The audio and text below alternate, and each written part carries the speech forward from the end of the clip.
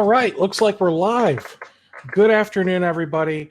Welcome to another installment of MSP webinars. Jamie, are you able to hear me? She unmuted herself. I'm going to mute her again. So Jamie's having technical difficulties. So we unfortunately need to keep moving forward and go live because we started like 5 or 6 minutes late. Today we will hopefully be joined by Jamie. We also have Josh and Zach that will be joining us. And I've got some other people that are willing to hop in as well if there are questions that these folks cannot answer. I believe this is Jamie calling me here. Hi, Jamie, is that you? Sure is. All right. I've got you on speaker, and we're just going to make this happen.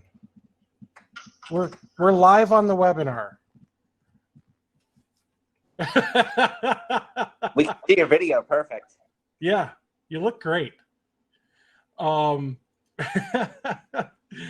all right. It won't be the highest of definition quality audio, but we're going to make it work for Jamie. And I'm just looking, is Zach in here? And I'm just not seeing him because the list of people is huge today. There's 150 people registered for today's webinar. And that's a very exciting number for me. All right, so let's get started. Jamie, are you able to tell us a little bit about yourself? Sure. So I have been in sales for nearly 20 years. I've worked for as a regional trainer, sales trainer for Microsoft. I've worked for companies like Toshiba, AT&T, as well as Mind Matrix. About 2 years ago, I started in with Mind Matrix, and I started working in the MSP Advantage program. And growing up as a child in my father's computer repair shop, I found that it was the vertical that I really enjoyed. I really found myself connected to this particular industry. And so when I decided to part ways with my matrix, I decided that what the industry needed wasn't another marketing expert or product. What it really needed was somebody to teach the smaller MSP, the startup MSP, really how to do the sales fundamentals, how to pick up the phone and change the conversation. Break away from the hi, my name is so and so, and I'm calling about blah blah blah, and really connect with the prospect and teach them different ways to disrupt that cold call. So that's kind of what brought me here today. It's been a really great journey, and I'm really excited to be here. So I appreciate you having me on today, Steve. Absolutely. All right, thank you. Josh, how about you tell us a little bit about yourself? Sure. I have a pretty wide history. I've been working in IT my whole life. Actually, my first contract job when I was 16 years old, I installed a Novell network. So love IT, eat, breathe, technology, always have. I've worked for companies like Priceline.com, CNS Wholesalers is a Fortune 500 company that I did a lot of stuff for. I have a history started in development and software creation back in the early days of Windows 1, which I don't know, many people remember. But I've worked for, I was the head architect for the City of Allentown Surveillance Project, which is here in PA. And then in 2010, I opened an MSP, late 2010, early 2011, and have been doing that ever since. Good for you, man. All right. I still don't see Zach. I think Zach got stuck doing some work. So we'll just move on without him. It's okay. So I'm going to start with Jamie. And I think my first question is going to be, how do you start marketing your MSP? Well, that's a great question. In fact, you need to stop marketing. Marketing is a 40,000 foot view. Okay. When you're just starting out, you really need to focus on business development. This is what is. Think about sales as two parts. There is the product, and then there is you, the service. But when you're first starting out, your managed service provider is not just your product, it is your service, and you are your product. And so when you're marketing yourself as your product, you're going to find that to work smart and not necessarily hard is going to be to identify as many partnerships as you can within the community and leverage those partnerships in order to be your eyes and your ears within the community. Because the more partnerships that you can build, the more eyes and ears that you're going to have out there in the community. So you really want to think about the folks that are also in your customers' offices. You want to think about the different buildings.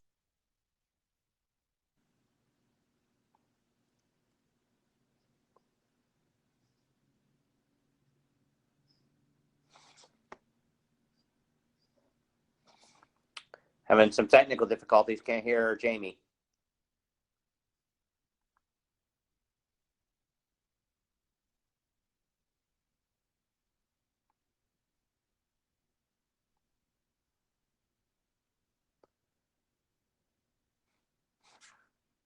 Steve, you got Jamie muted and yourself.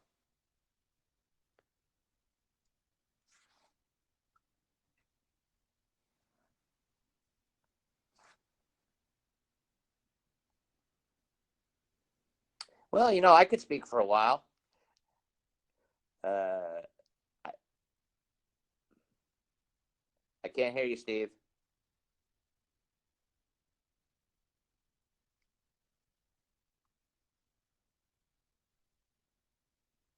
Can't hear you, Steve.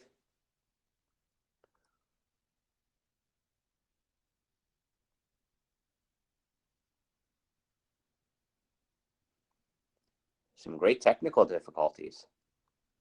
Apparently, I'm not even sure what the question was on marketing, but that's really Jamie's area. Hey, Jamie, pick up on your phone. I installed the app on my iPhone, and that worked best. Can you hear me? Shake your head yes.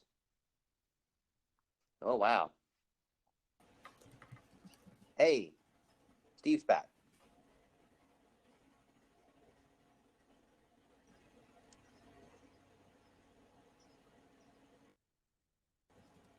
This makes absolutely no There, sense. Steve, we can hear you.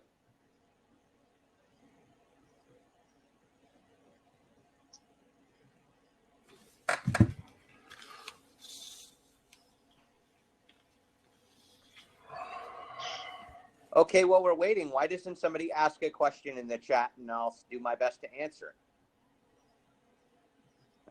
Been an MSP for about 6 years now, so I'm sure that I could answer some questions, and I've worked as an expert in the field for a pretty long time. So shoot away, give me something. How many endpoints do we have?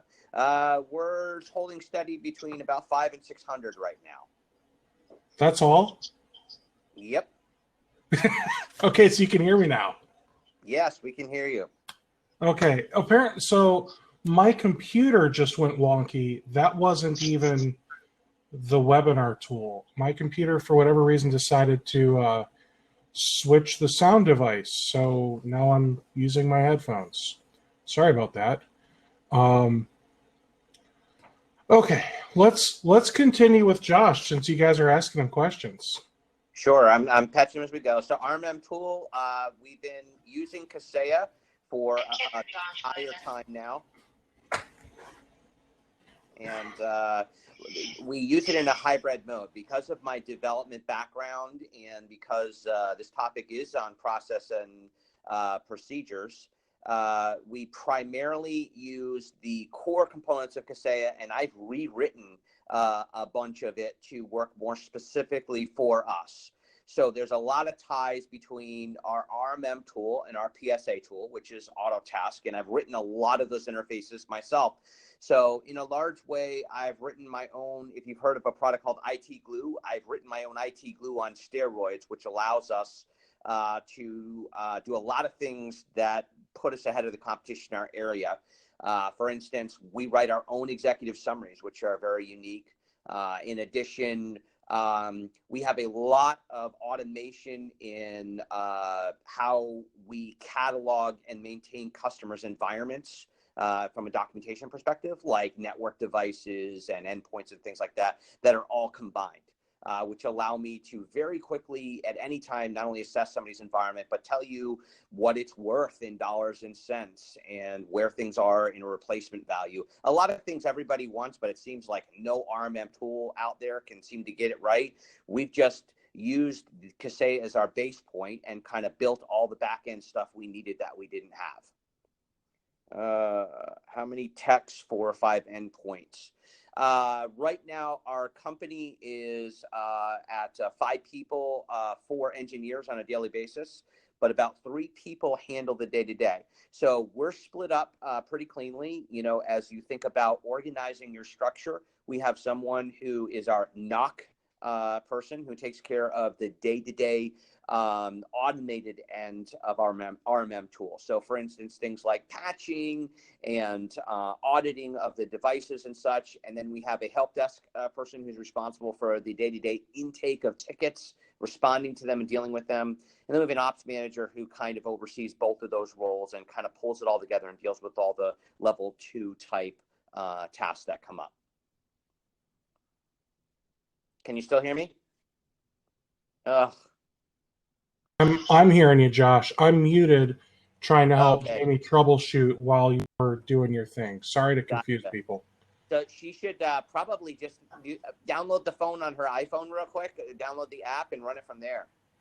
That's my next recommendation to try. Yeah. It'll be the quickest way to get it. Oh, we hear her. You're hearing her through my phone. Oh, okay. Okay. Any other questions? Oh, kind of keep things rolling. Use the time efficiently for people.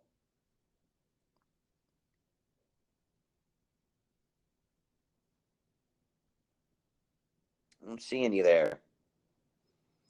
Josh, could you expand on what you mean by constructing such? Okay. So if you aren't doing this, this is something you should be doing, and Jamie would hound you about this, which would be you should have a regular QBRs with your customers. So quarterly business reviews, if you don't know what that word is. The goal really to a large degree is that that's not only your chance to always talk about your liabilities and risks for the customer, but to upsell them to other products and offerings that you have. So our executive summaries are constructed in such a way, and when you asked about the word constructed, meaning I've actually written them in SQL Report Writer myself. They actually draw out of the strengths of both what our ticketing system is doing and what Kaseya can see and is pulling together, draws that data together and presents it in a fashion to the customer that's fairly unique. I didn't like anything on the market. Nothing was presenting information in a C-level format to our customer base. So I developed my own report, which really brings the data together, not only from what customers have, but what the help desk is doing, but also how the dollars and cents are actually driving and working for the customer. Let's see. Tools that you would use to visualize map endpoint servers. Let's see. Well, Use Visio for that? Visio is a way. We have automated tools that use Visio to drive them. But if you're looking for other tools, there are things like Auvik. Auvik is a pretty popular tool right now for auditing networks and pulling the content. Yes, all of our stuff is done. Auvik is spelled A-U-V-I-K. We do all of that ourselves. Kaseya also has a built-in tool for that. I will tell you, it doesn't meet our needs as an MSP. I like, as you get to know me, I am a very OCD person. I like everything to have a certain look and a feel to it, not only from a marketing perspective, but that shows that you have very defined, very detail-oriented process. So all of the data that we have for our network maps and stuff is developed through our tools and brought out through a very standard looking interface. So our customers always see us through the light of being organized, structured, and obviously very important in what we do for work, detail-oriented. If a 20 endpoint client says yes to your stack, what is your approximate time from start to finish for onboarding? So we have a very detailed onboarding process.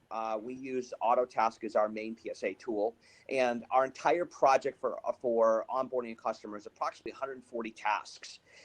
From the moment the customer joins on board, we actually let them into that project so that they can actually see everything we have to do and how we have to do it, because there's a lot involved in actually bringing a client on board. But I want to show them from the very start, since we do charge a fee for setup, we want to show them from the very start our level of attention to detail and how we structure things. So our entire onboarding process is logged and available to the customer, and we say to the average customer that it takes a month. It really doesn't matter if they're a 20-person customer or if they're a 100 account customer. It takes the same amount of time because of the way our process works. And we use a lot of automation to deliver that. And I know I'm supposed to be paying attention, but I was helping Jamie out. So what RMM are you using? We are using Kaseya. Okay. I like you a lot more already. And what PSA are you using? We are using Autotask. Oh, right. And you're in my a winner in my book. Out there for 6 years and working with pretty much everything, I have found that in the PSA line, I've used ConnectWise. I've developed backend for ConnectWise, so I have quite a history with that.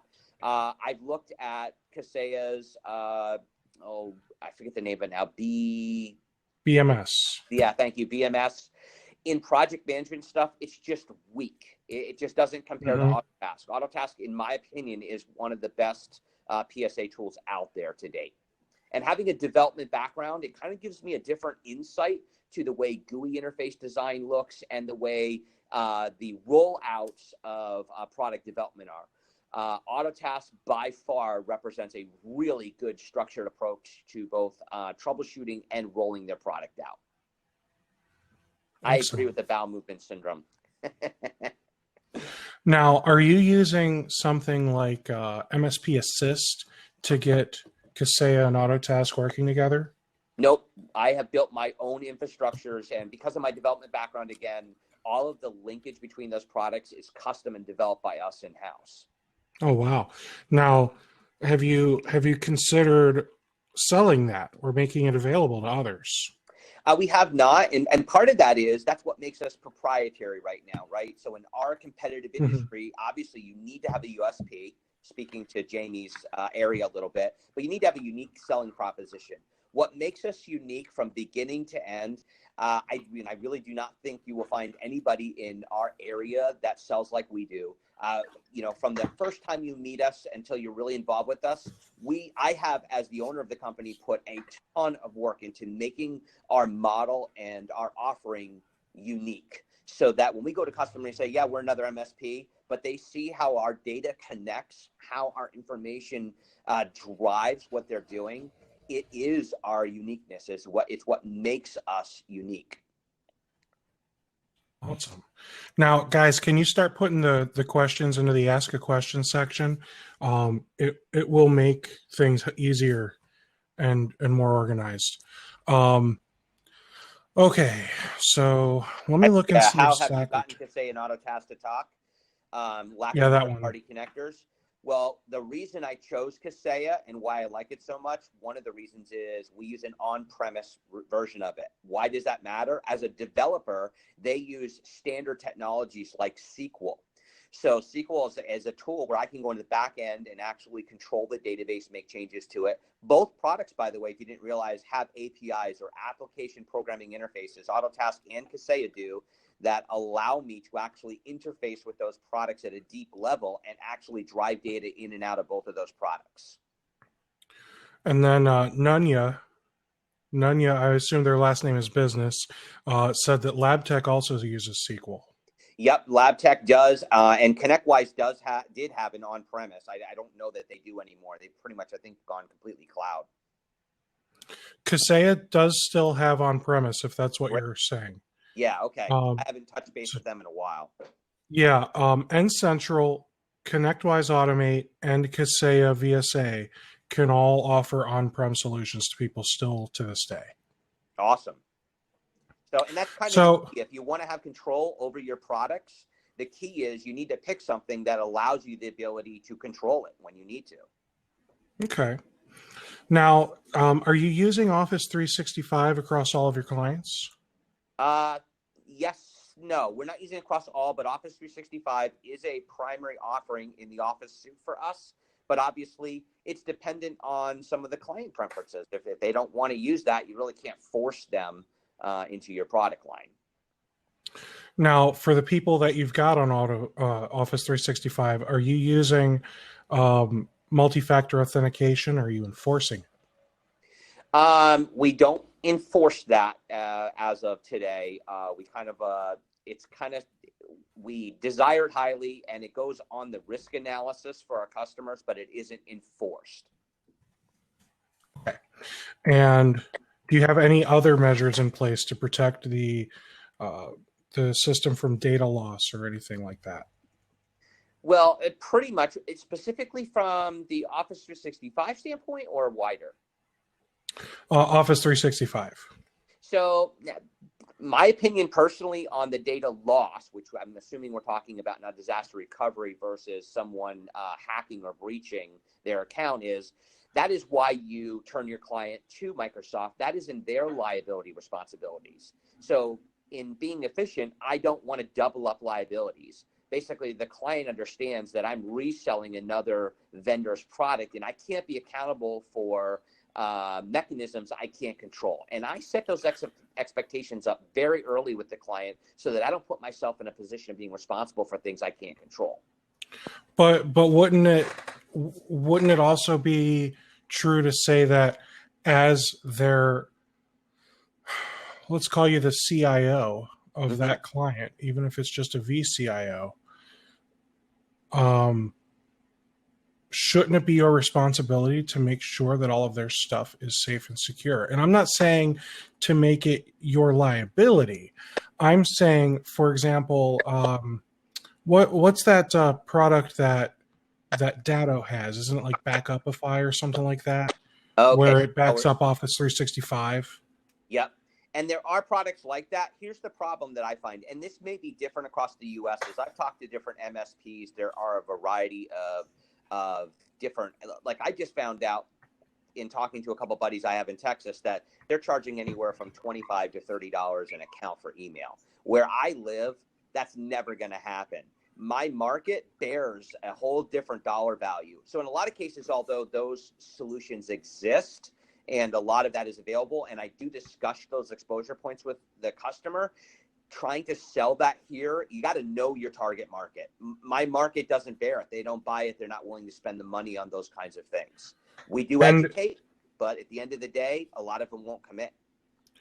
And with that said, so you said that you can't justify charging $25, $30 per mailbox, but why does the client have to see an individual price? Why can't you just say, I charge $200 per user and all of this stuff is included?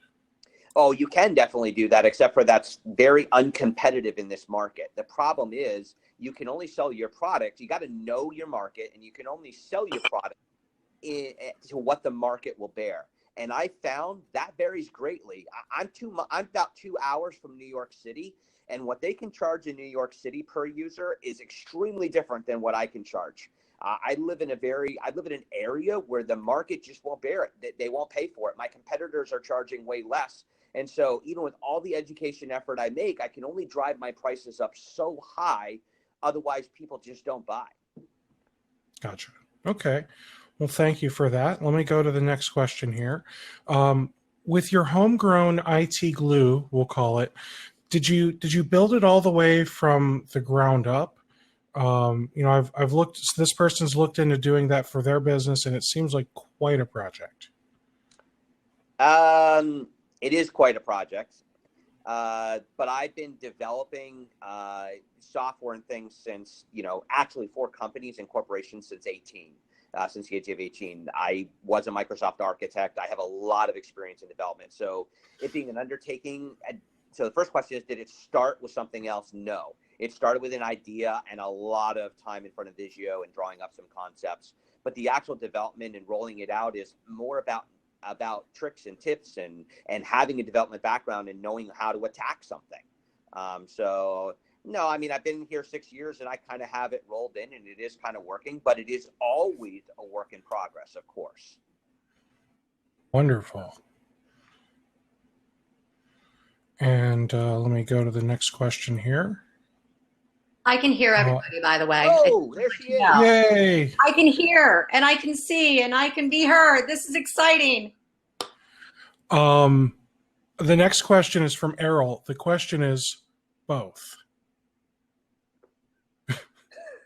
The question is what? The question is both, period.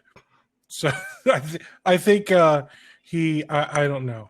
The next question is, what do you recommend for MSPs? My answer to that is yes. Yes. I like it. What do you recommend for MSPs that don't have a strong SQL programming skill as far as the RMM tools are concerned? If they'd like to build their own integration, well, I mentioned or name dropped a tool that I really think is doing well for people who don't have those capabilities. IT Glue is actually a fairly decent product in my opinion. The only reason I really haven't committed to it is because I already invented that wheel. So why pay for something in my company that I have? That's very reasonable. Next question. Before Jamie was cut off, she was talking about marketing the MSP business and saying, don't market it. Can you explain why? Yes, I would love to. I believe that marketing is a 40,000 foot view, and the smaller MSP is typically in the stage where they need business development. They need prospecting. Marketing there are two parts to your product. There's the service, and then there's the product. And when you are in the startup phases of a business, you are your product. And so unless you're going to split off and become 10 people all at the same time to go out and do your sales for you, it's all about working smarter and not harder. So I firmly believe that the best way for an MSP to grow, or any small business for that matter, to successfully build and grow their business from the startup stages is through strategic partnerships.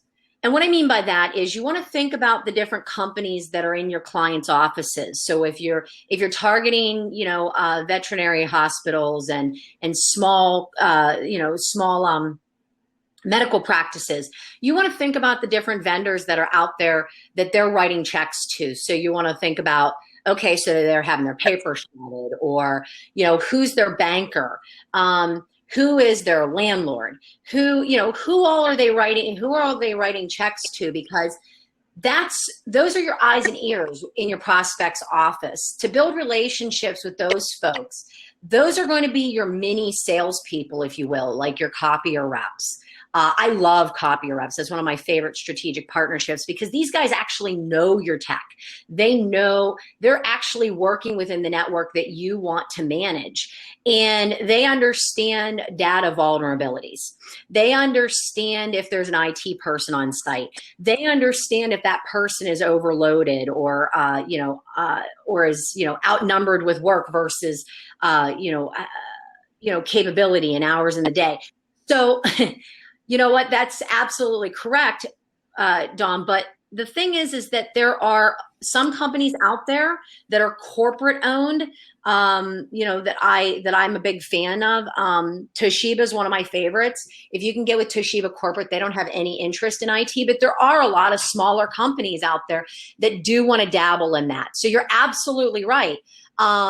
However, it's further than just outside, the copiers companies like your paper shredding companies, your water cooler companies. So these are all people that have relationships with your vendors or with your prospects that can ultimately look around and say, hey, I know a guy who has really great really great service rates that might be able to help you out with that problem that you're having, as well as they already had that relationship built, that rapport built. So when it comes down to marketing, everybody wants to sell marketing, and they want to sell this price tag that's just far higher than the average smaller MSP. Can everybody hear me? Yes. Okay. Yeah. So it's usually a price tag that's much higher than the smaller MSP can really afford for what they really need. So I believe in business development at the fundamental stages. When you get to a growth stage where you're ready to really start pushing techs and you really want to double your business, that's when marketing really starts to be a more of an asset. Awesome. Now, Tag I on want to. that real quick, Jamie. Hey, Dom, that's your advantage. That's how I sell. I don't look at that as a disadvantage at all. Yep, you're right. There's a shop out there selling copiers and doing networking. How good can they really be at both?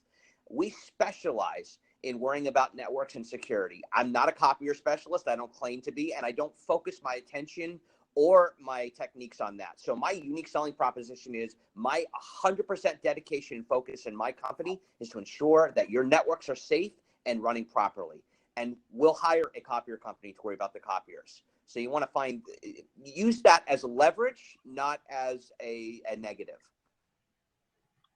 All right. So real quick, I want to try and rein it in because there was a lot of chaos at the beginning, and I apologize, everybody. I do. Growing pains for MSP webinars as I make changes to try and make everything better. one step forward and two steps back. So I just want to recap. We're joined by Jamie. Thank you so much, Jamie. I'm so glad things are working for you. Jamie is a marketing and sales. I don't want to call her an expert because who really is an expert, right? But she is here as our expert to discuss marketing and sales, and Josh is here to discuss. We're hoping to talk some about onboarding and service delivery is a couple things I'd really like to tackle with you. So let me try and start from the top. I want to take like a top-down approach for all of this. So when it comes to, I'm trying to unfocus now. There we go. All right. When it comes to customer acquisition, we need to come up with kind of the we need to figure out how to get the customer. And I would say that the first step in getting a new customer should essentially be prospecting. So I'm going to ask both of you. I'll start with Jamie, ladies first. Jamie, how should an MSP handle prospecting, finding those potential leads? Well, really focus on what you're good at. If you know tech, talk about tech. Marketing isn't just about building the best commercial for your product or the best packaging for your product. Marketing and prospect you. And if you're in the MSP industry, you are selling yourself as an expert. And so how does one prove that they're an expert at anything until they have exposure? You can be the best at the thing that you do, but if nobody knows that you're out there, you're not the best because nobody knows you're out there.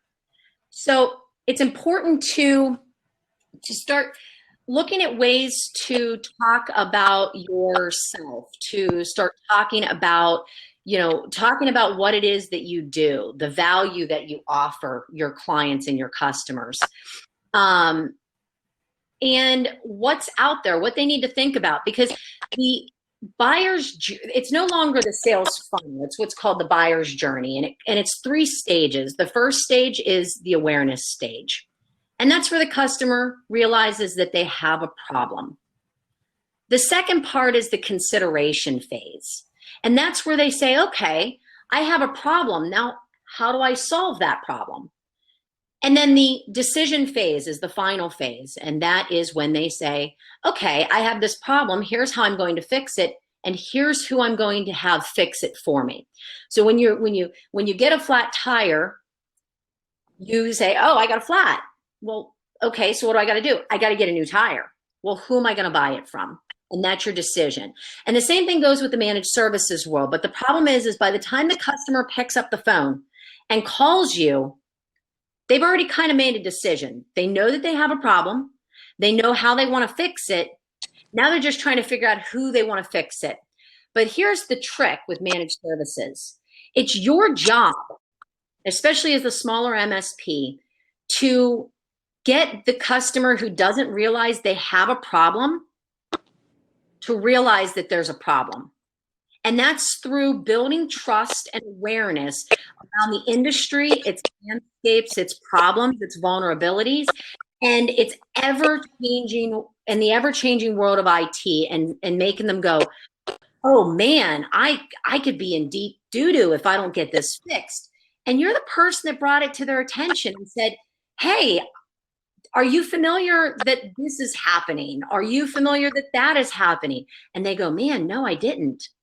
You've already become trusted. You've already become somebody that is already kind of built a solution around them, because you've told them, here's this problem, and you never tried to sell them anything. So that's the key to the smaller MSP marketing themselves, is to become an expert at your industry and not be a salesperson, because you're never going to outsell a salesperson. There are a million salespeople out there who will outsell even me, and people that have been doing this twice as long as me. So don't try to outsmart the expert in the sales world. Stick with what you're good at. And you're good at technology, talk about it. Tell the customer what they need to know. You guys spend every day telling your friends and your family what they need to know in this watered down, easy to consume version of what you know every day.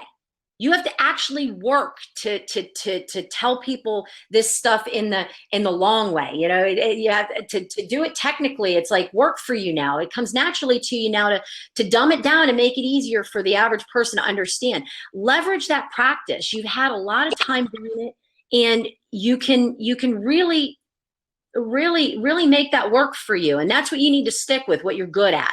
Because you can't learn how to do something else if this is what you're good at. So stick with what you're good at and tell these folks what they need to know and how the landscape is changing around them, and make them aware that they have a problem, because they're automatically going to come to you to solve it, even if you're not the lowest price in town. And that's the key. I lost you, Steve. You're on mute. Sorry.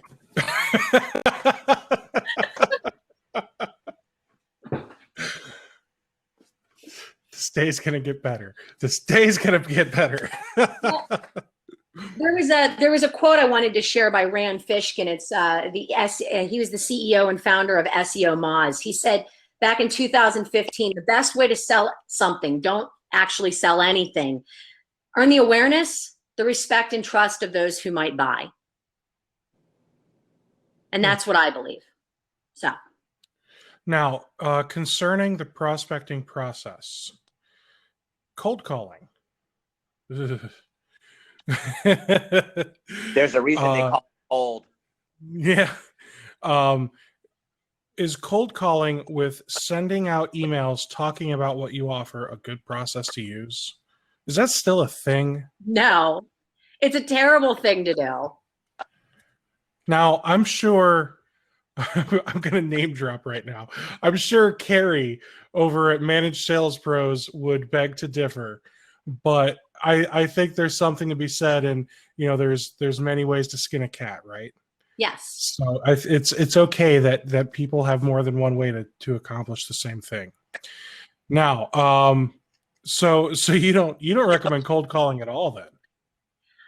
Well, no, I don't. And it's because what to you, Steve, is a cold call. Give me the quick little, give me the quick biology of the cold call. Okay. I go to yellowpages.com. Right. I look for plumbers in my zip code. Gotcha. And I start calling them and saying, "Hi there, I'm Steve with Taylor IT Group. Are you the person in charge of your IT?" Because that's what it is, right? That's what everyone does for cold calling that I could think of off the top of my head. And I'm sure that there are many people that do cold calling and they do it successfully, and it sounds nothing like what I just did. That's absolutely right. The cold call is only cold if you take that approach. Mm-hmm. Now, Carrie with MSP, the MSP Sales Pros. Sales Pros, yes. Her name says it all. Sales Pros. Yes. That is what she is. She is a sales pro. You are not. Don't try to be something you're not. Don't try to sell when you pick up the phone, because that's not what you're good at. Customers can smell blood in the water a mile away. Now, if there's a lack of confidence, if there's a lack of confidence, they translate that into honesty. A lack of honesty is what they see a lack of confidence as. They feel a customer will smell that lack of confidence and think that you're being less than honest with them. But what they don't realize is that you're just outside of your comfort zone. So that is so true in so many ways when it comes to cold calling. So that's why I say don't cold call. You can pick up the phone and you can talk to a stranger, but why does it have to be cold? Okay.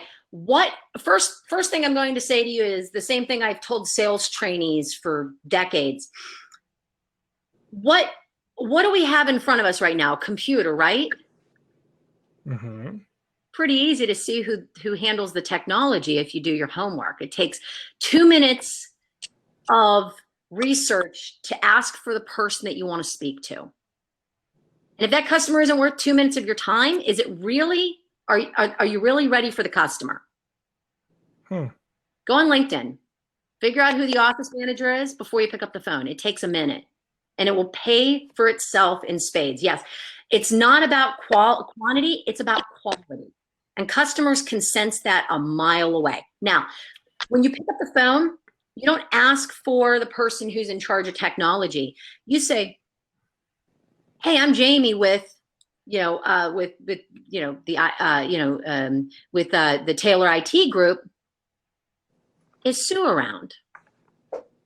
Well, may I ask who's calling? "Oh, yeah, no problem. It's Jamie with Taylor IT Group. I sent her a really important email about a cybersecurity threat that I wanted to make sure she was aware of because it really affects your industry."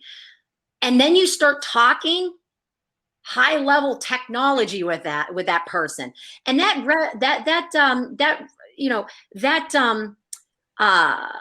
that receptionist's eyes are going to glaze over because she doesn't understand tech. She's going to get you off the phone as quickly as she can. She's going to give you to who you need to speak to because she's going to think this person isn't a salesperson. Her job is to weed out salespeople. But isn't that fear mongering? No, it's all about how you approach it. You have to talk about what it is that's going on. I mean, you could look at it as fear mongering, or you could look at it as this is real. This is what's going on. 500,000 routers in the consumer market were hacked in the last 24 hours, and your data is being looked at right now. That could be fear mongering. If you want to look at it that way and you want to try to stay behind that curtain of reality and pretend that the tough little world doesn't exist, or you can say, "Hey, look, let me tell you what it is, what it does, and how it impacts you." Take the fear out of it. Explain yourself. Explain what it is. But that receptionist, you should never take a sales approach, ever. Okay. Now, do you have anything you'd like to add, Josh? I'll be honest. I think we have the sales process pretty well figured out. We have the service delivery pretty well figured out. We suck at marketing. I suck at marketing. And I'm going to be honest. I hired Jamie. I guess the camera would be going the other way. I hired Jamie to take care of my prospecting and marketing. It's not something that I have spent the time in my company to figure out and understand. And she has a good handle on it. So we use her to help us get there. Sales is a whole different thing. I do have a strategy. We do have very detailed processes around how we sell once we have somebody that is interested in hearing from us. Cool. All right. Now, so you said that you're bad at marketing, and that's what you're hiring Jamie to do. So does that mean Jamie's going to like Chamber of Commerce's and networking events and joining BNI for you? No, what Jamie is handling is strategy. So okay. Where I lack wisdom and background is specifically on what techniques and processes work. I can go to chamber events. I can do those things. The thing I lack is, does that work or doesn't that work? What are the measures of what makes a marketing technique successful? Remember, we're in business, guys, right? So none of us want to blow our time doing something that doesn't yield in dollars and cents. And so it is smart for me to hire somebody who has a background in that and can help me understand where the business and money goes and comes from before I get involved in those things. I've tried all those things like everybody else, the mailers. I have a background with Robin Robbins.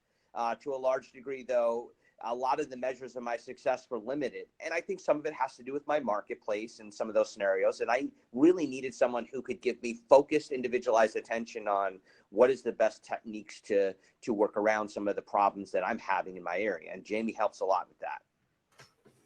Okay. All right, let's see. More Q&A questions. Given that many clients or prospective clients don't know tech, or maybe they do know tech jargon, but they don't understand the lingo and words and phrasing. As a technical consultant, is it good to be jargonless when approaching new clients? Are you going first on that, Jamie? Or is that for me? Well, I'll tell you right off the bat, my approach and part of our name and who we represent is the word integrity. That's where it starts, right? And so when we think about integrity, using tech jargon and things like that in a lot of cases, what's that about? What I see at the end of the day in a lot of people is one of two things. One, they just don't know common speak. Or number two, they think that barraging people with a bunch of no-nonsense words and making themselves sound smart is going to get them to work. I disagree with that philosophy wholeheartedly. That's how I operate. Does it get you anywhere? Look at me now. So my philosophy in operating is really, that is part of the art, right? Is taking something that is extremely complicated and difficult to understand and turning it into everyday language, right? Who was it that said that? Einstein or someone said, that's the beauty of taking something complicated and explaining it simply. That really is the goal. So go ahead, Jamie, take that one away. I could see you itching. Oh no, you have a customer that you've been working with for the past 20 years. Tell us about that relationship with that person. And when you make a recommendation to that client, what their take is on that and why. Well, our relationship, we have a couple that are actually that old, but I know the one you're thinking of is pretty much I can call the shots because it's a 20-year relationship and they're a $30 million a year relationship. Why do I get to call the shots? Because the relationship I have is I've proven myself time and time again to think first of their business and what I would do in their shoes because of the size of them, but also what the right solution is. And because I always have come to the correct analysis, they trust me. I have a deep level of trust where I don't really have to blow every decision by them. In a lot of cases, I'm allowed to make those decisions for them. Yet knowing when to do that and when not to do that is key to keeping that relationship at that level. Excellent. Let's see here.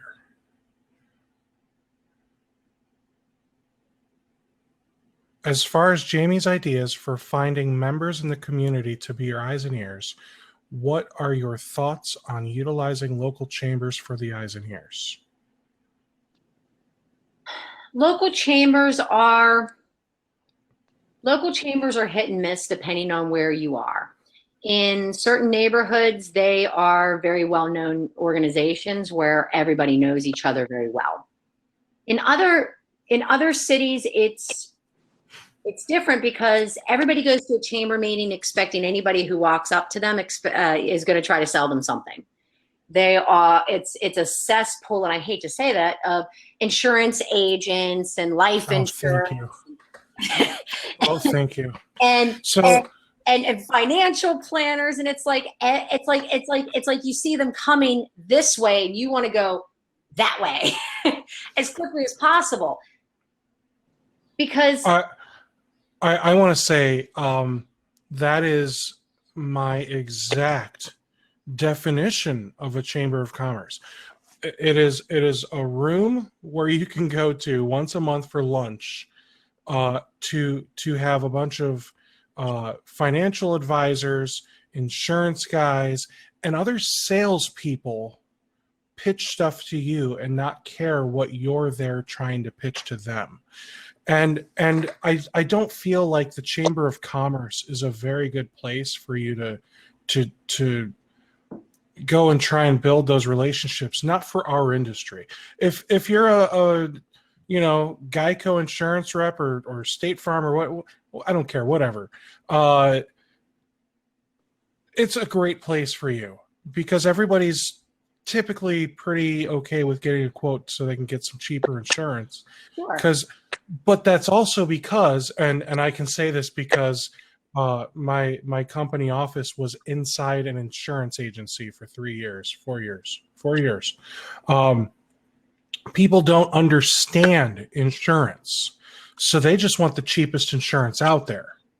But when they sit down with a good insurance agent, then they're like, oh, I didn't realize I need to have this type of coverage. I didn't realize that, there's a difference between my basement flooding from rain and my basement flooding from a septic issue and, stuff like that. So when it comes to that type of stuff, we need to be educating our potential clients just as well as the good insurance agent is educating his potential clients. Well, because once they understand the value in what they could be paying for, they are likely going to be more interested and willing to spend more money to get that better service. Well, so the question that we asked was whether or not the Chamber of Commerce is a good place to it's not. It's a terrible place. to meet other people as your eyes and ears. And to prospect, it's a terrible place. But if you want to meet hungry salespeople who are underpaid and overworked, and you want them to be a part of your referral program, that's a great place to network. Those people are starving for an opportunity to make extra money. Like whenever I worked in sales with some other companies, I would love to have met Josh and been a part of his referral program. Man, I would have made money hand over fist. It would have been great because he has a really great referral program. And if he could sit down and talk to somebody that doesn't have the right resources and tools and pretty much has to try to build their own pirate ship and sell this product for some company that underpays them and and doesn't prepare them with the right tools and resources, absolutely. This is a great place. This is a hunter that ultimately is the kind of person that you want out there looking for computers that they're having problems or frustrated employees looking at, that are complaining about something or, the network or something. These are really great people to network with, but don't do it at a chamber. Get that handful of business cards and have conversations with these guys. Look at them on LinkedIn. If you see on LinkedIn that person has been with the company for maybe 6 months, talk to them. Heck, you might actually get to know your next salesperson. If that person's treated so poorly by their current employer, but yet they're making hand over fist and referral money with you, that might be the first salesperson you hire. They already know your product. They already know your value statement, and they're already looking for a job. They're looking for somebody who's willing to pay them better. So these See, I didn't even think about it like that. yeah, these hungry, underutilized, underpaid, underprepared salespeople are going to be one of the most valuable resources that you can find. So yes, connecting with those people are invaluable, but be careful because you do want to keep an eye out for qualifying. So when you meet somebody in the insurance world who's been doing it for 6 months, who's in your prospect's office, and he wants to tell you about this person or that person, ask them questions about that client or that prospect. Start training them on qualifying questions so that you're not chasing your tail on crappy referrals, because your time is valuable too. That's a billable resource you can't waste. Excellent. And I didn't even think about it as utilizing the other people there to sell for you. Yes. That's an excellent idea. That's your strategic partnerships. Now let's see here. Looking at the next question in the list, what I have done is actually ask for an email address from the first call.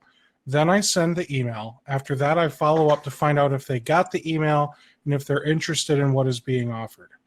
What do you think about that process?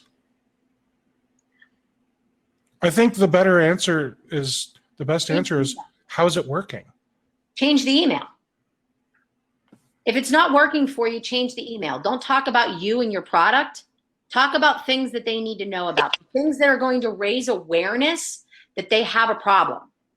And that problem is that their tech isn't as secure as they may think it is. That is pushing a prospect into the buyer's journey and being the only player in that game. You're basically becoming their seller's advocate or their buyer's advocate. You're saying, here's this problem. Are you familiar with it? Let me tell you what this is. Hey, you're not ready to, you don't want to buy. I'm not calling to sell. I just want to make sure you're aware of what this problem is and how it impacts you. Let me know if you have any questions and walk away. They will always have questions. Mm-hmm. They always will. They want to know, what does that mean? And when they come back to you to find out what that means, they trust you.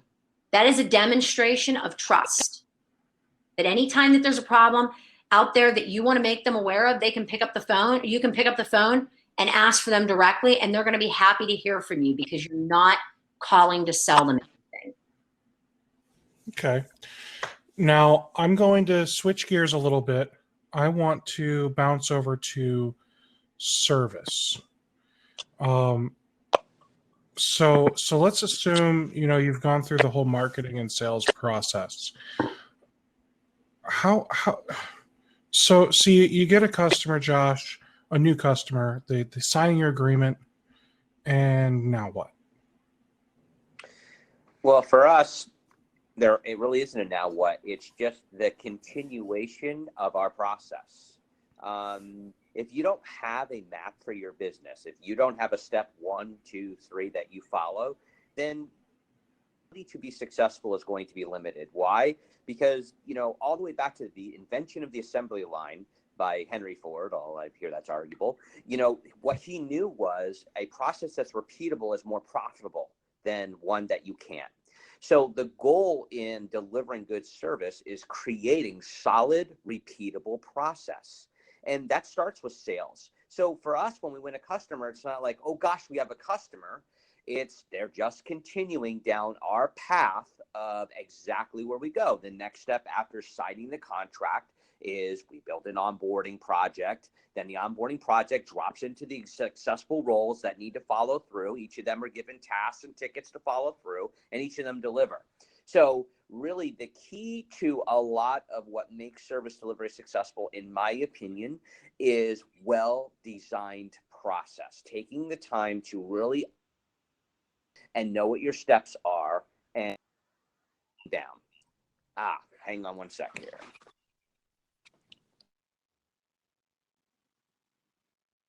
No problem. Okay. That was a good answer, though. Now, I see somebody asked, can Kaseya BMS, their PSA, be on-prem? And the answer to that, no. Moving on. This guy. Let's see. Jamie, what do you think of calling a company and getting an appointment with the right person to discuss your services? I like the idea of calling a company and getting an appointment with the right person to do a network audit, to do a security audit, to let them know that everything is up to tip-top shape. Call them and just say, hey, I'd like to sit down with you and do an audit with you. Well, everything's fine. Hey, wouldn't you like the peace of mind of being sure? Let's do an audit. It doesn't cost anything, and you'll get to say everything's great and you've done your job. Somebody in your position wants to make sure you're safe, right? Oh yeah. What's it cost? Well, maybe it's free. Who knows? For you, it's Maybe free. our process well.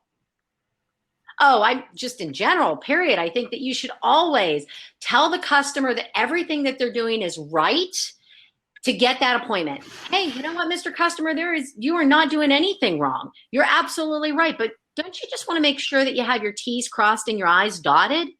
Why don't we do an audit and just make sure? And plus it'll let you know where you are today based on the landscape of technology. Things are changing.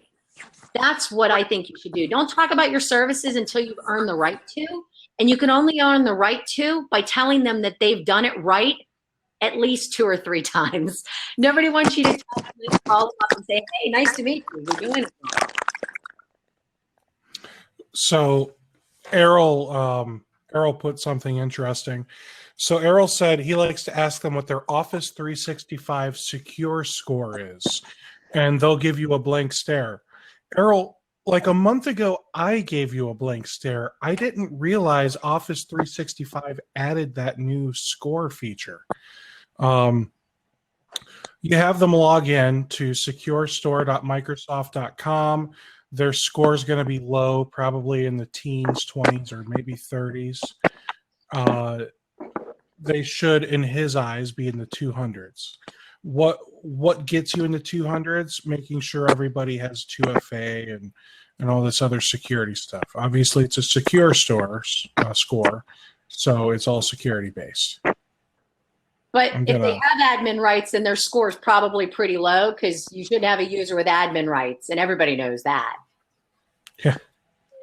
Now, Josh, do you require a customer to purchase new hardware for standardization?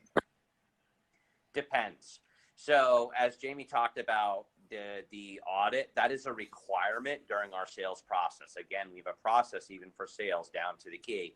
So during that initial audit, part of the goal is not only to establish pain in the selling process, but to also, for us, understand the engagement. Understanding engagement is really important. So sometimes if the customer's environment is really not at the shape, then a project is the first step in there and hardware replacement is necessary. Sometimes it is not. That's reasonable. Well, and some people call it an audit. Some people call it a security assessment. So, it goes by many different names, but it's not a terrible way to at least get them to take a look at it, because how can they absolutely be sure? They're the CFO or they're the CEO. They trust somebody to do their IT, but it's also their job to question if they're trusting the right people. And these guys do it pretty regularly. So, a lot of folks find that the assessment, the audit, is the best way to get in the door, just to tell them that everything that they're doing is perfectly fine. It's great. Yeah, ours is called a network assessment, by the way. I saw somebody talk about the word audit. Yeah, I could see how the word audit could be a little scary. It does sound very official. Security evaluation. Now, Josh, how effective has Jamie been for your company? It's a good question. In all fairness, it's a new relationship. Jamie, what is it? Maybe 2 months? A little under, yes. Yes. So it would be unfair of me at this time to make an evaluation based on that. And why do I say that? I like her as a person. I think she has a lot of value. But the reality is I am a numbers guy at the end of the day, and the numbers aren't in. But it's unfair to ask for numbers yet. So you realize marketing is a work in progress. It takes time. It is an art as well as a science. And so we already know kind of going into this relationship that it's going to take a while to have a turn on results. She has definitely offered value in as far as she provided us a whole bunch of leads. She's very good at uncovering contact information and those kind of things. So she's been very valuable in that area. She's also offered some strategy and direction already within that month or two, but actually, you know, probably business owner to business owner from that relativeness, it's very new. It's very new. So I wouldn't, you know, being honest, I don't have the numbers yet. Well, I mean, we also have, you know, a 17% open rate on emails. So that's definitely good. Yes. That's definitely the sort of thing you want to look for early on in a marketing relationship of any kind. You may not see results right away, but it's the smaller benchmarks. What is, you know, where are you at with the micro steps? And that's how you establish whether or not a relationship is working for you. We can't hear you, Steve. You're on mute, buddy. He loves that mute button. He does. I do, because reasons. Okay, so processes and procedures. How do you effectively handle monthly changes of device or user counts, especially as they stray from their original MSA? I'm going to go backwards before I go forwards with that question. One, we reject a lot of clients, and I'll just say that right up front. And what do I mean by that exactly? Meaning when we're in our sales process, part of our qualifications is looking for a certain type of person. And you know what, I can't give you the magical formula to that, because part of that is based on who you are and what you're looking for in relationship and the type of client that you want. And that varies for each person.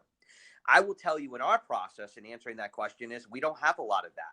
And the reason is our sales process is well engineered to avoid those kinds of clients. I don't have to have every client that comes to the door. I'm not looking to close every piece of business that crosses my desk, because we all know that it is more than just a monthly cost or a monthly value that's coming in. There are long-term costs to relationship, and they need to be weighed and evaluated in each customer you take on. Excellent. So how do you handle when from month to month? What do you do? Okay, so you bring on a new client, 50 people. Next month they've got 56. Do you just start billing them for 56? Do you have to sign a subcontract? Once a month. So basically our system, Autotask, handles prorating just fine. So when a new, they understand upfront when the relationship is being formed, our contract covers all of that. When a new device shows up in the network, they understand right up front in our relationship, it is required to be on a managed service contract. We don't accept devices in an environment that aren't. Why? Because security is a main part of what we supply. Everybody knows you can't be just throwing things in an environment and be safe. So yes, the second it shows up, an agent is added. And as a result, that also through our back end automation throws it into the contract, and then they're prorated from that day forward. Perfect. So, and I'm not asking you for you to post the contract or anything, but essentially it sounds like your MSA has it so that if the number of devices changes, you don't have to do any revisions or appendices or anything like that. You just build them active, and it's probably a high watermark for the month, I assume.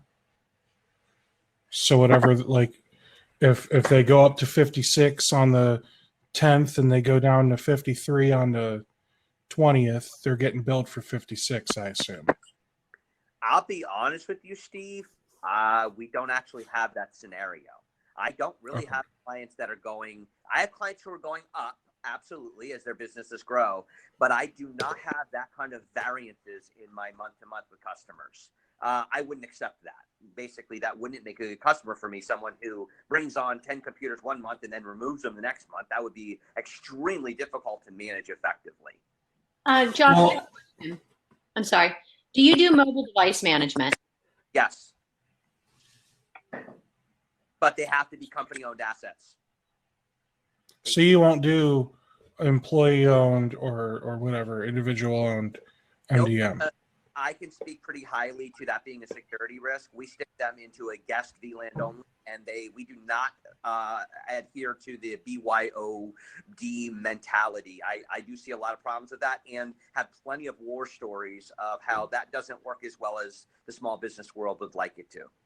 From a security. What are your feelings on BYOB? I absolutely recommend it. I got some more reserve back here. I mean, there you go. Now, how do you determine when to fire a client? And this could go for both of you. Jamie, I'm going to let you start on that one because I need to get some power into my phone here. I've got a good answer for this too. I'll let you go first, Steve. So my honest answer is I don't work with people I don't like to work with. Profitability is not always my number one thing. I've worked with some really annoying, rude, whatever term you want to use for this type of customer. If you've got a customer that's high maintenance and you just don't want to work with them, if you can afford to fire them, then fire them.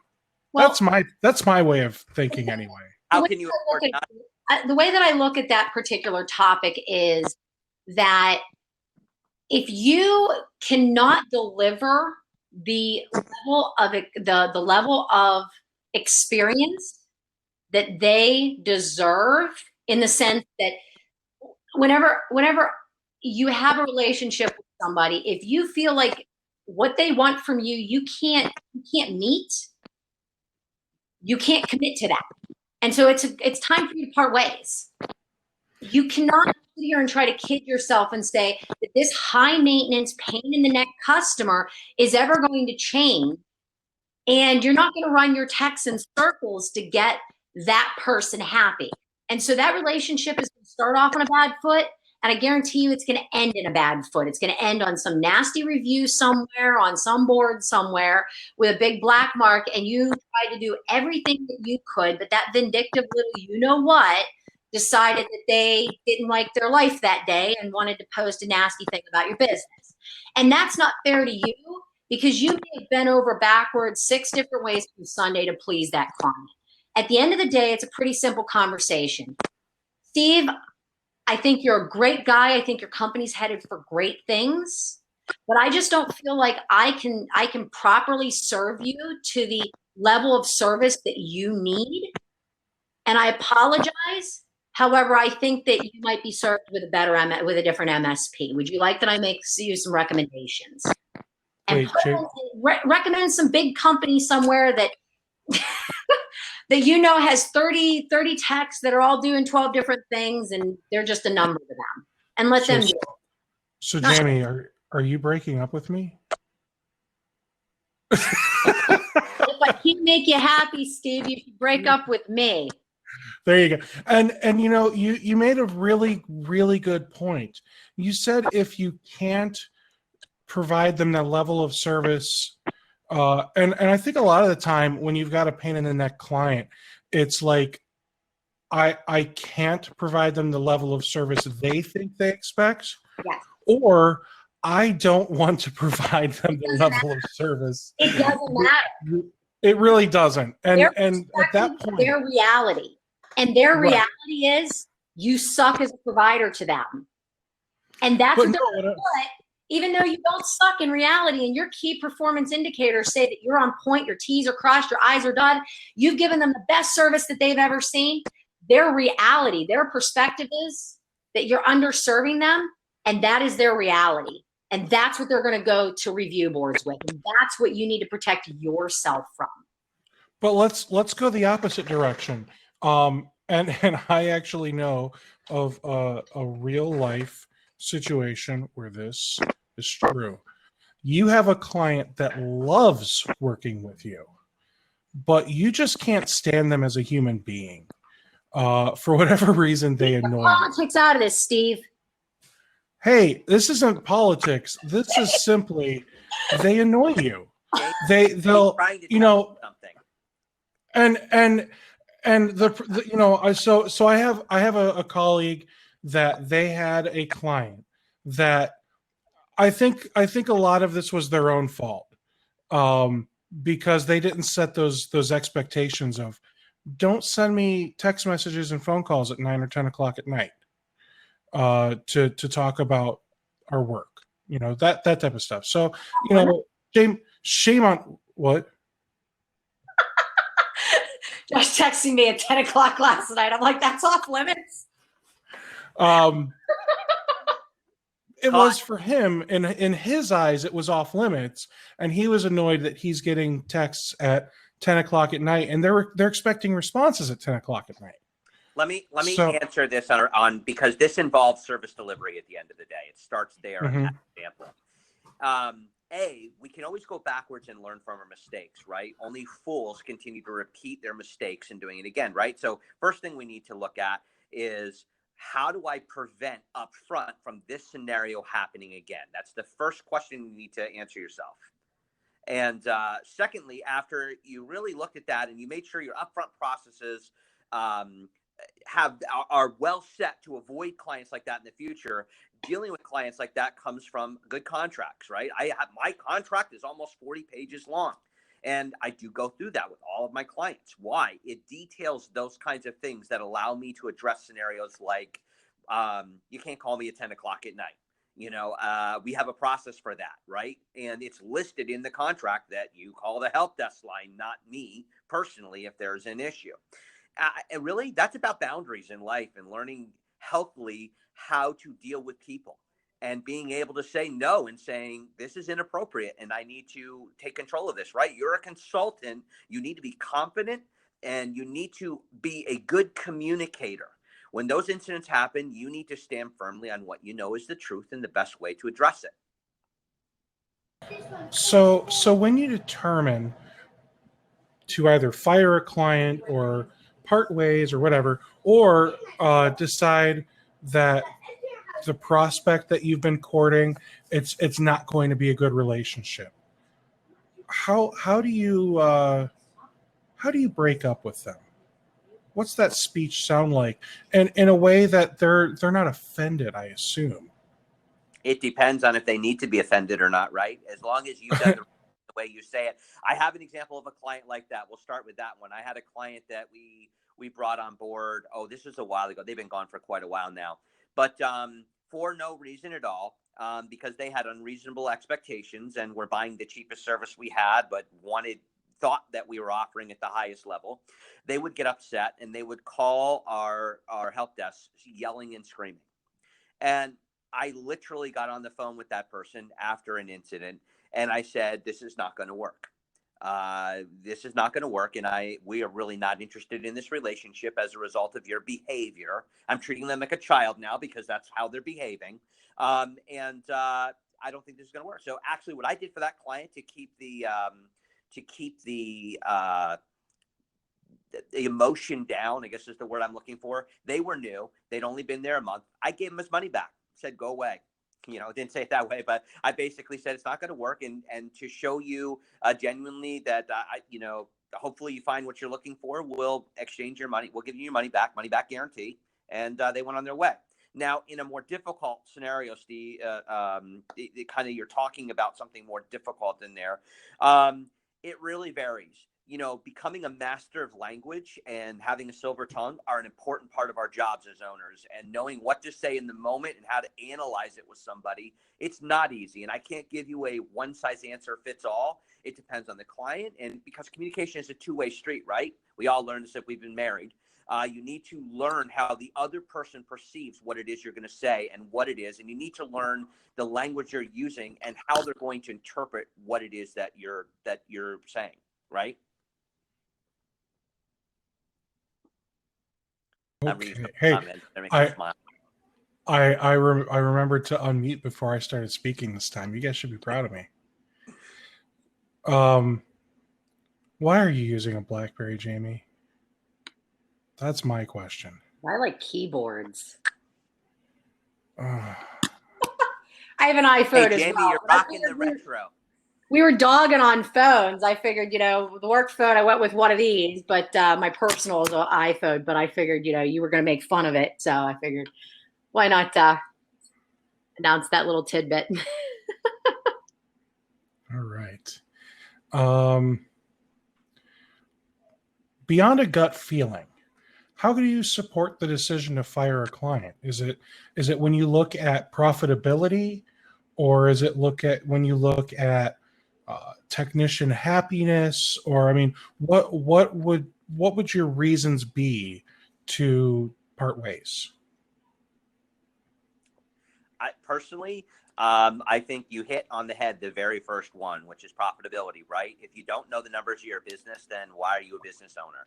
A major part of what you do every day is managing the numbers. You're in business, obviously, because you enjoy what you do. But number two, if you're an owner, to make sure that your company is profitable and being successful. So the very first thing is to know those numbers and know whether a client is profitable or not.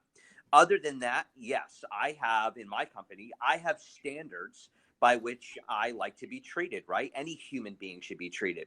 One of those is, you're not going to call and yell at my staff. That's inappropriate. If there's not a good reason, and then that's inappropriate. And as the owner, I'm not expecting my staff to do this. I will call and address that directly, in defense of my employee. No one's going to be treated that way. Nobody deserves that. We don't do that to our clients, and we won't be treated that way the same way. You know what? You need to be ready to deal with that when the time comes.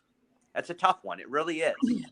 Well, and from a marketing standpoint, firing a customer is a two-pronged approach. You have to look at first the profitability of that, but also you have to look at the return on the investment of that relationship, because there is the soft cost that goes with the stress, the burnout on your employees, the stress on yourself, your day-to-day, your family, your friends, the time the amount of time it infringes on your personal life.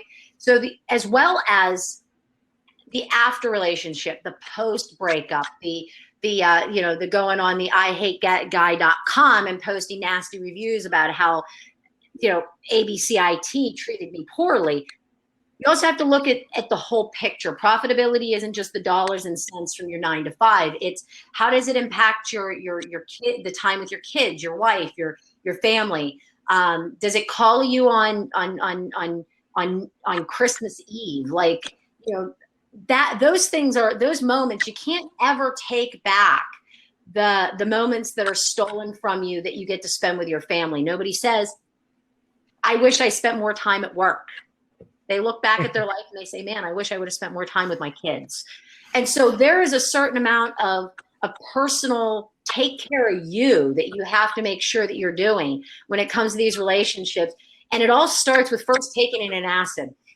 That'll tell you if it's your gut. And then secondly, asking yourself, in a perfect world, if I could give this customer everything that they want to be happy, what would that be? And then once you realize either A, that doesn't exist, fire the customer, or B, that it does exist and you can't meet those needs because you'd be stretching yourself beyond the point where your other customers would be sacrificed, break up with that customer. These are all very important things to consider. It isn't just as easy as the right here, right now, this invoice and what that means and how much it costs. It's about the whole picture. It's the quality of your life. That's the whole reason why you went into business for yourself, because you didn't want somebody telling you how to do, where to do it, when to do it, and how to do it, and what time to do it.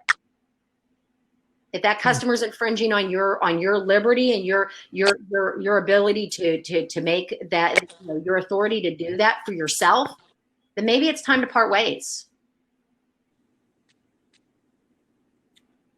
But that goes back to I just don't like them, and they're fired. Now, what would you say, Josh, to a break fix client? And I don't even know if you have break fix clients anymore. No. Did you ever? Yes. Once upon a yesteryear, before I was a managed service provider and was a consultant, I did. Okay, good. So you had that transition period at one point. Mm-hmm. So how did you get a break fix client to switch to managed services? Because I guess my assumption, because it's their assumption, is it's going to cost them a lot more, because now they've got that fixed bill every month of, I got to pay this guy $2,000 and again, nothing even broke last month. What am I paying him for? Well, I think that's a loaded question. You fire the ones that won't convert. That's my personal opinion, and we did. And the ones that would convert, the way we converted them was by demonstrating how the problems that they were having and the risks they're taking. And I think let's start here. We all know this. The industry's changing, right? We have a lot more breaches. We have a lot more security. People are buying new technology now at a much faster rate than they used to because of the advancement.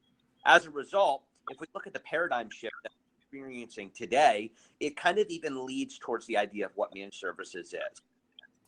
The entire world is moving to that model. So in the people that I could change, really, they understood that paradigm shift. I was able to communicate that and get them to move into that paradigm shift. The ones that couldn't, we fired. You know what? And yes, I understand the pain of what I'm saying. Listen, I've been there. I've been there where, like, well, is that really the smartest move? But when I looked at the dollars and cents and the aggravation those people were causing because of the hourly model, I did what I had to do. And it did profit me better and made my people happier and allowed me to focus on the customers that were willing to pay me to do it right. Now, I would say this. Don't just start firing customers. I agree with Errol. He says don't just start firing them. Make sure you're fully comfortable with the managed ones for your income first. And at that point, they try to sell them to a hungry to buy hungry to buy break fix shop. Here would be my recommendation. I like to take the I think he's in here as Johnny Walker. I like to take the Johnny Walker approach, and no, that doesn't mean go pour a glass. I like to say, okay, I know my rate was 120 an hour. I'd love for you to sign up with this managed services platform, and it'll be, X dollars per user, and we don't have to get into that. And if you're not interested, that's fine. I would love to continue supporting you, but because my main focus is shifting, I've made some changes in my business. My new hourly rate is $400, and let them fire themselves, or fire me. I mean, it depends on how you think about it. But if they don't if they don't want to pay you the monthly, then charge them the idiot tax and make the rate higher for hourly service. Except for the only problem with that for me, Steve, is say they take that. If you're really getting to a solid delivery model that's based on MSP, now you have a headache on the sidelines. Assuming they don't take that and they're a smart person, now you've offended somebody that's going to go spread around to the rest of the community what they really think about your services. You really do have to craft a method of firing people in scenarios that you do that don't alienate your crowd and that put you as a premier, well accomplished MSP. So it is how you say things. It's how you craft the language when you're breaking up a relationship. Not any different with a girlfriend or anything else. It's how you approach that end point that demonstrates the maturity of you as a person and your company. It's very important that when you're doing a breakup with a customer, and I'll change from the word fire to breakup, that you use the right language and that you do it in such a way that it's an amicable ending. You mean the "it's not you, it's me"? Oh, that's a good one. Yeah. Well, that's what I was kind of referring to whenever I was talking about how I cannot serve you to the level of service that you deserve. Translation is, you think you deserve, but you're incredibly unreasonable and a little bit crazy. But you don't have to say that part. But they feel that they deserve that. You cannot meet it. Tell them it's not you, it's me. We can't serve you to the level of service that you deserve. Sorry, it's not you. Now, just Make want it to about let you know. you're trying to keep their best interests in mind. It's not what you say; it's how you deliver it. Just like And that everything else. sticks, by the way. So long after that customer's gone, your words, your way of approaching things will still be spread around. So you want to make sure that the way that you do that matches your character and the way that you want your company presented into the future. Perfect. We have time for just a couple more questions. Now, Errol asked, and before you guys answer, Errol asked, what is your opinion on lower cost marketing firms like Pronto or something similar to Pronto Marketing? Or maybe $1,000 a month or so for some Google results? Any experience? Now, I feel like what Errol is trying to do is have you guys justify the expense he just signed on for, because Errol just signed up for Pronto. Full disclosure, I just signed up for Pronto too, and I'm really excited. When you asked me about it, and I said it's a great idea when you asked me about it for you. Mm-hmm. I told you the ups and downs of it, and it all depends on where you are with your business. If you're a smaller MSP that needs to make sales, you don't have a solid customer base, and you can't pay your bills, and you cannot commit to your monthly expenditures. You don't need marketing. You need business development. You need to work on prospecting. You need clients now. But if you're in a position where you have your monthly expenditures covered, you have a marketing budget, you have a goal that you want to meet, and a clear understanding of how you want to get there, then you're ready for marketing. It isn't just about whether or not you have X amount of employees. And Josh is a clear example of that. It isn't about how many employees you have. It's about where you are. If your bills are covered, your expenditures are covered, you could lose a client or two and everybody's payroll still goes through. And you also have an idea of where you want to be and how you want to get there. That's a marketing strategy. That's a marketing plan. That's when you want to start looking at marketing. But if you need clients and you need them to make your monthly bills, you need business development. You need strategic partnerships. You need to learn how to cold call or warm call, change the conversation, prospect, because you're out there selling yourself and your bread and butter depend on it. So that is the question you need to ask yourself, Errol. Where were you strategizing for growth? We can't hear you, Steve. I wasn't talking to you. Sorry.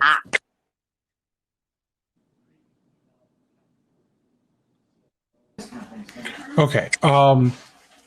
Sorry about that. I got a distraction. Pronto. Your last sentence is what I missed. So was it a statement to me, the last thing that you said? I'm so sorry.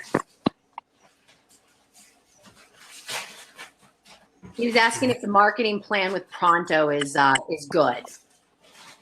Josh, what's your experience with, have you have any experience with a marketing plan with Pronto in your past? Have you used all of that?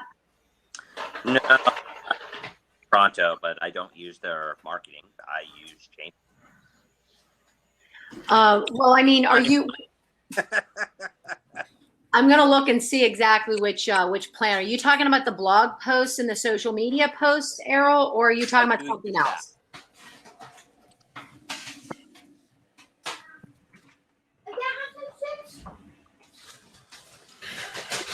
So I have signed up for Pronto, the website building and hosting and all that, and I'm going to be on the medium plan, the one that's $350.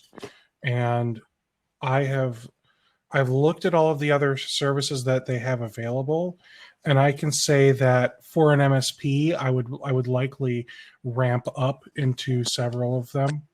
For MSP webinars, it's harder for me to justify a few of them because they are so focused on specific MSP type stuff. But I'm really looking forward to figuring out what all they have to offer, how their service actually is. There's one gentleman, his name is Alex. He was in here a couple of weeks ago for the monthly roundtable, and he had nothing but wonderful, glowing reviews of Pronto, which is what prompted me to sign up for them because it just sounds fantastic. So that's kind of where I'm at when it comes to Pronto. Well, it depends on what it is that you're looking for. See, a lot of people end up locking together a compilation of different things. Some people combine Pronto with Facebook marketing. It all depends on, who their demographic is. So, for example, if you have a marketing budget and the majority of your clients have office managers and their demographic, your average office manager is a female between the ages of 35 and 54, then Facebook is the way to go because they're spending a lot of times trading pictures of grandkids and cat names, and Facebook's where they spend a ton of time. But if you are targeting a CEO, then you're going to want to do more LinkedIn or Google AdWords. Building a presence like Pronto is going to provide you, the blogging, but you have to keep in mind it's not going to be CEO or it's not going to be SEO scoring because that's syndicated content. So when you're looking at your strategy, you have to look at who is my customer and where do they spend their time. So I'm not familiar with the $800 a month MSP plan, but I can take a look at it offline. We can chat. But I don't really have an answer for you. But I know that one thing I like about Pronto is that they're responsive when you submit a request. They turn it around fast, and they do exactly what you need them to do. But you do have to keep in mind they are a bulk provider. They serve a ton of MSPs all over the place, and they all host everybody on the same IP, and that's something that you have to focus on. You have to think about that. So, it's really just kind of weighing your options and looking at who you're trying to reach and how quickly you want to see results, and where you want to be in the journey. So if you want to pick up people in the decision phase, then, you might want to go with, more pay per click. It all depends on what you're looking for. I wish I had a better answer. Sorry. Now, what I do find interesting is, there's always, again, multiple ways of thinking about something. So, Jamie, you said there's no such thing as a sales funnel. It's now a customer journey. Buyer's journey, yes. And to me, I mean, it just sounds like buzzword after buzzword. And a buyer's journey is the same darn thing as a sales funnel. It's not. The sales funnel was functional back whenever people used to go to a car dealership to learn about Ford. When the salesperson was the key, was the keeper of all of the information. and you couldn't do your research from the privacy of your own home. Now people can do their research right there at the tip of their fingers. They can do it right from their phones, from their computers. They can even do it from their smartwatches if you want to find out about a company. So that's where the buyer's journey is. The journey is where they decide they want to go and how fast they do it. So that's true, but I would say that it is still a sales funnel for us. No. We still have to take them through the same process, because they can't guide the process once they get to me. You have a funnel. They are not on a funnel. You want them to go walk into your sales funnel, and that's just the way that you market, prospect, follow up, cadence, calls. That's where things kind of, but the buyer gets plunked into it, and it's whether or not they're in their, if they're in the awareness, the consideration, or the decision phase, where you pick them up and plunk them into your funnel. And that's where you're going to get further. The earlier that you pick that buyer up and you plunk them in, the more likely you're going to control their decision-making process. And that is where there's no longer a one-size-fits-all funnel that a buyer has. A buyer doesn't pick up the phone and say, hey, I'm researching MSPs. No, they go online. They're going to look at this. They're going to read about that. They're going to read articles about WannaCry and Fireball and the updates and da-da-da-da. They're going to read all that. And then they're going to say, oh, I have a problem. And they're going to look to the people who wrote those articles as their source, their trusted source, to go, who should I go with? Those people are already going to get precedence when they're making that decision. And you want to be the person that is that voice. You want to be that first voice that's telling them they have a problem.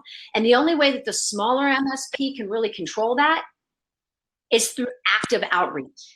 And that's why I don't believe in the cold call.